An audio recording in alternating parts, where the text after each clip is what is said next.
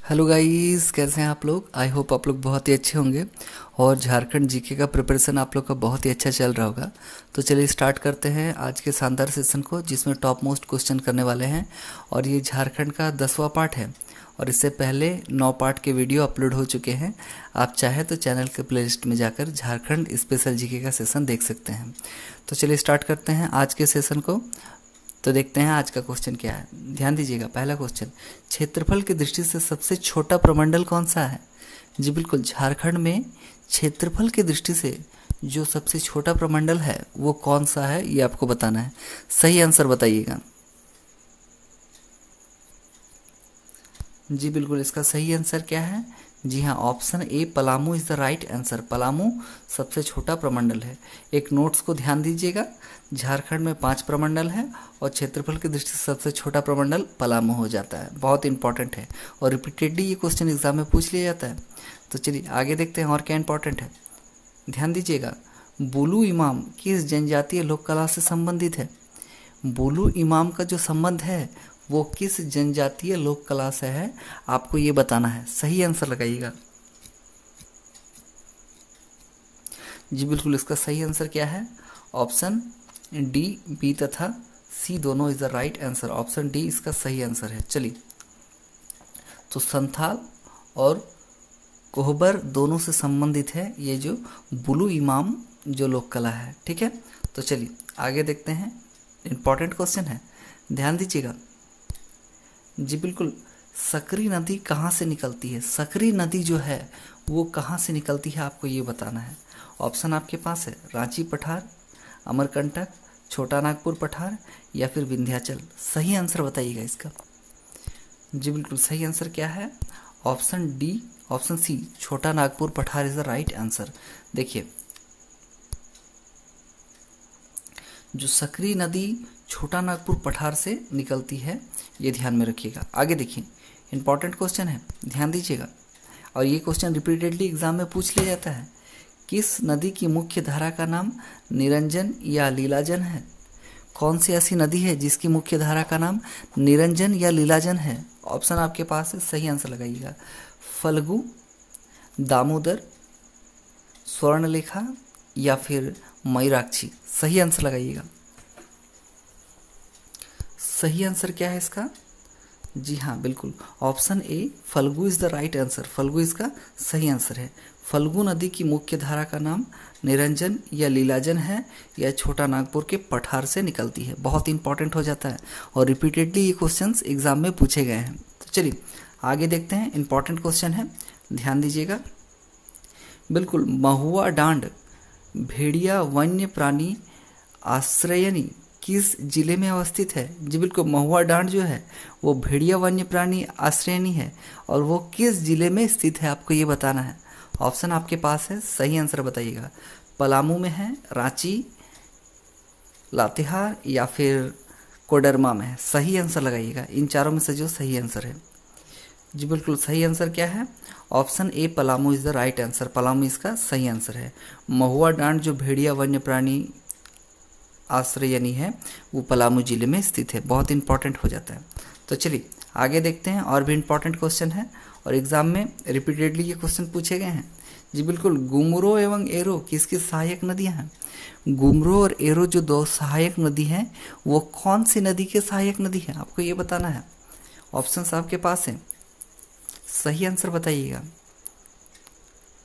ब्राह्मणी, दामोदर, मयूराक्षी या स्वर्णलेखा। सही आंसर बताइएगा इसका। जी बिल्कुल, इसका सही answer option A Brahmani is the right answer. Brahmani इसका सही आंसर है। चलिए देख लीजिए, गुमरो और एरो जो है वो ब्राह्मणी नदी से निकलती है। चलिए, ये उनमें जाकर मिलती है। तो आगे देखिए, इंपॉर्टेंट है, ध्यान दीजिएगा। उधवा जल प्राणी आश्रयनी किस जिले में है। उधवा जल प्राणी आश्रयनी किस जिले में है, ये आपको बताना है। सही आंसर बताइएगा। ऑप्शन आपके पास है साहिबगंज, हजारीबाग, रांची या फिर आपका लातेहार। सही आंसर लगाइएगा। सही आंसर बताइएगा इसका। जी बिल्कुल, इसका सही answer option A Sahibganj is the right answer. Sahibganj इसका सही आंसर है। चलिए देख लीजिए, उधवा जो जल प्राणी आश्रयनी साहिबगंज जिले में अवस्थित है। और आपको जानकारी के लिए मैं बता दूं, साहिबगंज एकमात्र ऐसा जिला है जहां झारखंड से होकर गंगा नदी गुजरती है। बहुत इंपॉर्टेंट हो जाता है। चलिए आगे देखिए, इंपॉर्टेंट क्वेश्चन है और रिपीटेडली ये क्वेश्चन एग्जाम में पूछे गए हैं और आपकी जो प्रिपरेशन है इन क्वेश्चंस के ऊपर बहुत अटेंशन के साथ होना चाहिए। तो आगे का क्वेश्चन लेते हैं जी। बिल्कुल, भारत में पहली बार वन नीति कब लागू की गई थी? पहली बार भारत में वन नीति जो है वो कब लागू की गई, आपको ये बताना है। देखिए ऑप्शन आपके पास है 1894, 1872, 1885 या फिर 1891 ईस्वी। सही आंसर लगाइएगा। बिल्कुल सही आंसर क्या है? Option A 1894 is the right answer. चलिए आगे देखिए, इंपॉर्टेंट है। जो भारत में पहली बार जो वन नीति थी वो 1894 में लागू हुई थी। चलिए आगे क्वेश्चन लेते हैं जी। बिल्कुल, संथाल परगना काश्तकारी अधिनियम कब पारित किया गया? SPT act, Santhal Pargana tendency कब पारित किया गया था, ये आपको बताना है। ऑप्शन आपके पास है। और इस एक्ट के तहत बहुत सारे नियम आते हैं, जैसे कि ज़मीन का सेल ना होना, या फिर ज़मीन का नॉन सेलेबल होना, या फिर कल कारखानों फैक्ट्री को मंजूरी ना होना कि इस क्षेत्र में आकर कार्य कर सके या अपनी फैक्ट्रियाँ लगा सके कंपनी। तो बहुत सारे नियम आ जाते हैं। तो ऑप्शन आपके पास है, सही आंसर लगाइएगा जी। बिल्कुल सही आंसर क्या है? Option A 1949 is the right answer. 1949 ईस्वी में संथाल परगना काश्तकारी अधिनियम लगाया गया था। चलिए आगे देखिए जी। बिल्कुल ध्यान दीजिएगा, हजारीबाग में अंग्रेजों का प्रदेश किसके नेतृत्व में हुआ? अंग्रेजों का जो प्रवेश हुआ था वो हजारीबाग में किसके नेतृत्व में हुआ था, आपको ये बताना है। ऑप्शन आपके पास है, सही आंसर लगाइएगा जी। बिल्कुल सही आंसर क्या है? ऑप्शन ए कैमक इज द राइट आंसर। कैमक इसका सही आंसर है। चलिए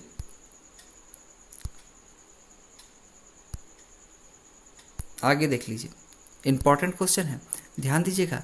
झारखंड में स्थापित पतरातू ताप विद्युत संयंत्र किस देश के सहयोग से बना है? जो झारखंड में पतरातू ताप विद्युत संयंत्र स्थापित किया गया है वो किस देश के सहयोग से बना है, आपको ये बताना है जी। बिल्कुल ऑप्शन आपके पास है, Germany, United states, Soviet union या फिर फ्रांस। सही आंसर लगाइए जी। बिल्कुल इसका सही आंसर क्या है? Option D option C Soviet Union is the right answer. चलिए आगे देखिए, इंपॉर्टेंट क्वेश्चन है और ये सारे क्वेश्चन जो हैं वो बहुत ही इंपॉर्टेंट हो जाते हैं झारखंड पीएससी और झारखंड टेट के लिए। और ये क्वेश्चन जो है वो झारखंड टेट में रिपीटेडली पूछ लिया गया है कि झारखंड में बहने वाली किस नदी को बंगाल का शोक कहा जाता है? झारखंड की ऐसी कौन सी नदी है जो बंगाल के शोक के नाम से जानी जाती है? ऑप्शन आपके पास है, सही आंसर इसका बताइएगा जी। बिल्कुल इसका सही आंसर क्या है? ऑप्शन ए दामोदर नदी is the right answer. Damodar नदी को बंगाल का शोक कहा जाता है, क्योंकि वर्षा के ऋतु में काफ़ी ज़्यादा बाढ़ आता है इस नदी में, इसी वजह से इसे बंगाल का शोक कहा जाता है। चलिए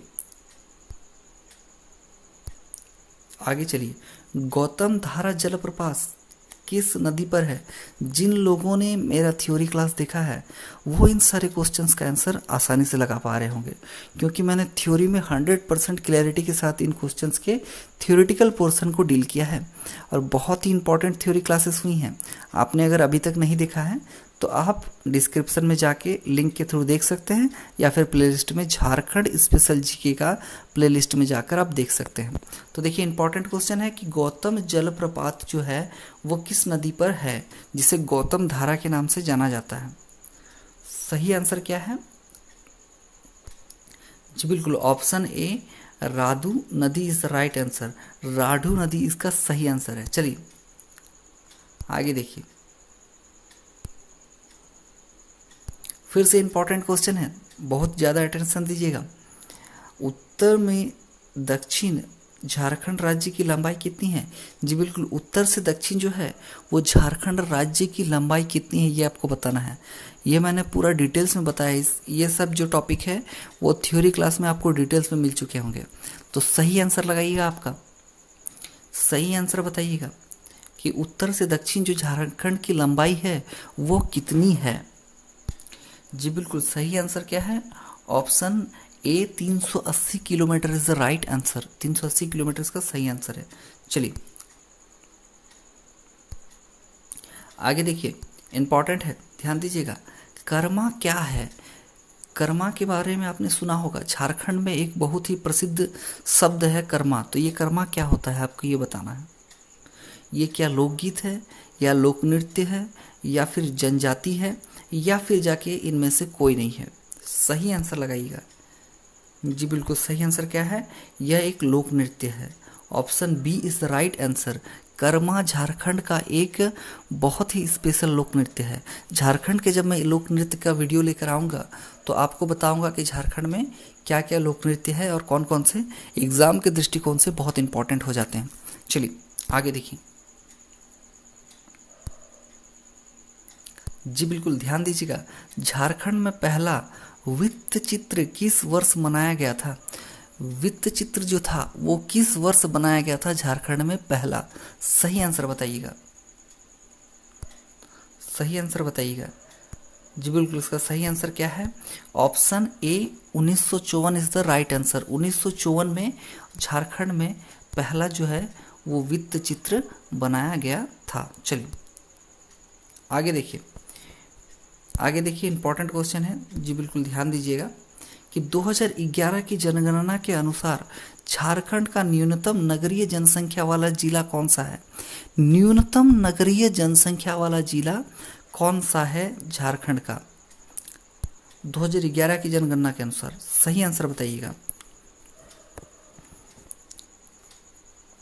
जी बिल्कुल, इसका सही आंसर क्या है? जी हाँ, option A Godda is the right answer. Godda इसका सही आंसर है। चलिए आगे देखिए, गोड्डा जो है वो जो 2011 की जनगणना के अनुसार न्यूनतम नगरीय जनसंख्या वाला जिला है। चलिए इंपॉर्टेंट क्वेश्चन है, ध्यान दीजिएगा।